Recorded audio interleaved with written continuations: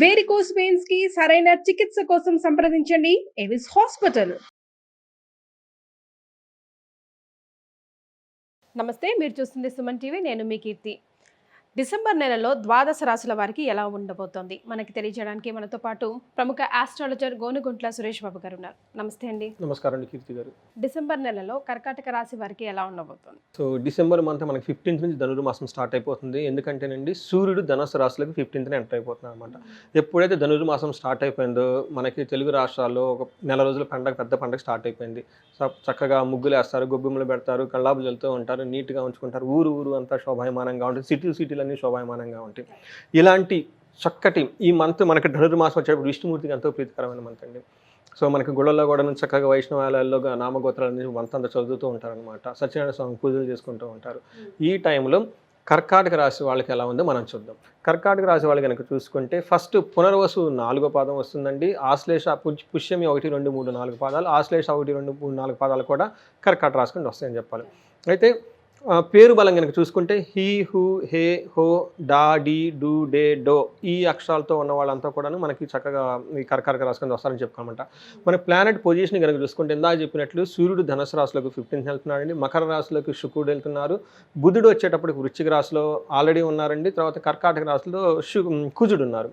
ఈ 4 గ్రహాల యొక్క ప్రభావం కనుక మనకు చూసుకుంటే సూక్ష్మ గోచారం ప్రకారం మనోరుజం, శత్రుప్రీడం, తర్వాత పిల్లలతోటి, స్పౌస్ తోటి చాలా చక్కగా ఉంటారు. సో ఈ ప్రకారం చూసుకుంటే ఉంటుందండి. తర్వాత 15 days తర్వాత ఎలా ఉంటుందంటే శత్రువుల పైన చాలా అప్పర్ హ్యాండ్తో ఉంటారు.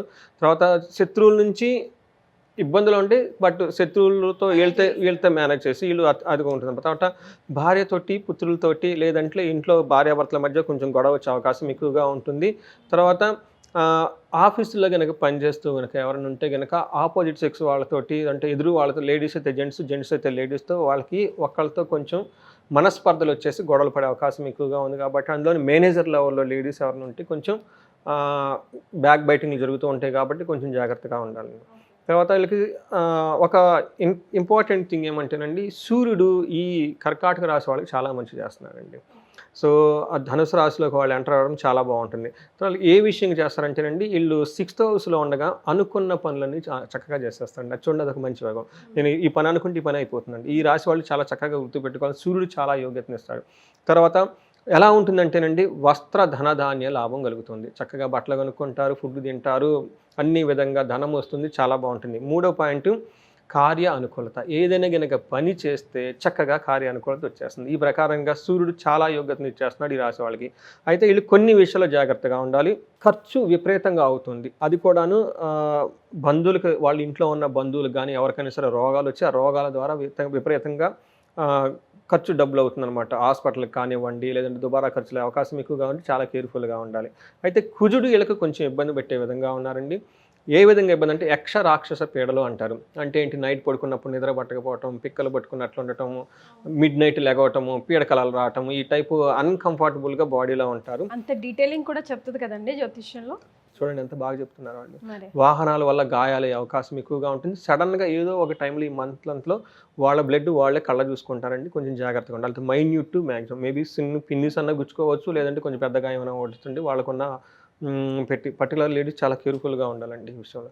తర్వాత వీళ్ళకి 4th హౌస్లో ఏమవుతుందంటే బంధువుల వల్ల, మిత్రుల వల్ల అప్పటిదాకా వీళ్ళు హ్యాపీగా లగ్జరీగా ఉన్న ఒక ఎన్విరాన్మెంట్లో నుంచి ఇబ్బంది పడే ఎన్విరాన్మెంట్లోకి వచ్చేస్తారు. ఓకే, 4th హౌస్ సుఖస్థానం అంటారండి. అంటే వెహికల్ బాగోలేకపోవటం, లగ్జరీగా వాళ్ళు కూర్చునే సీటు ఒక పొజిషన్ సరిగా లేకపోవటం, ఇంట్లో కానివ్వండి, కుటుంబంలో కానివ్వండి కొంచెం గొడవలు వచ్చేసి ఆ స్థానంలో కొంచెం ఇబ్బంది పడే అవకాశం ఎక్కువగా ఉంది. అంతేకాకుండా 8th హౌస్లో ఉండటంతో అనుకున్న దేశాంతరంలో ఉండే అవకాశం ఎక్కువగా ఉంది. వాళ్ళు ఉన్న పొజిషన్ కాకుండా వేరే ఫారిన్ కంట్రీలకు అక్కడ చేసే అవకాశం ఎక్కువగా ఉంది. స్థాన నాశనం కూడా ఉంది. అప్పులు ఎవరైనా కనుక తీసుకుంటే ఈ టైంలో ఇబ్బందులు పడే అవకాశం ఎక్కువగా ఉంది. ఈ విషయంలో కొంచెం కేర్ఫుల్గా ఉండాలండి. తర్వాత మనకి శుక్రుడు అగైన్ వీళ్ళకి చాలా మంచి చేస్తున్నారండి. ఫస్ట్ శుక్రుడు ఏ విధంగా చేస్తున్నారంటే వీళ్ళకి మనసు చాలా సౌఖ్యంగా ఉంటుంది, ధనలాభం ఉంటుంది, వస్త్రలాభం ఉంటుంది, నూతన వస్తువులు ఖచ్చితంగా కొంటారండి వాళ్ళు ఈ పండుగ సందర్భంగా. విద్యార్థులకు చాలా అనుకూలంగా ఉంటుంది. అనుకున్న పనులన్నిటికీ చాలా చక్కగా చేసుకుంటూ వెళ్ళిపోతూ ఉంటారండి.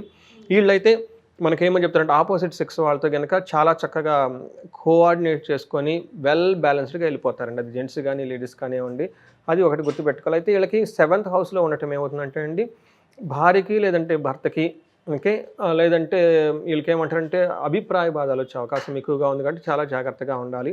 పర్టికులర్గా మనకి అంగగోచారం అనేది ఒక కాన్సెప్ట్ ఉందండి. ఈ కాన్సెప్ట్ ప్రకారం కనుక చూసుకుంటే పునర్వసు నక్షత్రం వాళ్ళకి 2 విషయాల్లో పునర్వసు నక్షత్రం వాళ్ళకి కొంచెం కేర్ఫుల్గా ఉండాలి. ఎందుకంటే వీళ్ళకి ధన ప్రాప్తి ఉంది, కానీ మిగతా 3 విషయాలు ఛాలెంజింగ్ విషయం. ఒకటి హెల్త్ కాంప్లికేషన్స్ ఉన్నాయి. ఈ హెల్త్ కాంప్లికేషన్స్తో కాకుండా వాళ్ళు ఇంకొక వేరే విషయాల్లో చిక్కుల్లో పడిపోయేసి ముందుకి వెనక్కి వెళ్ళాలని ఒక స్థితిలో ఉండేసి స్తబ్దంగా ఉండి డైరెక్షన్లెస్గా ఉంటారు.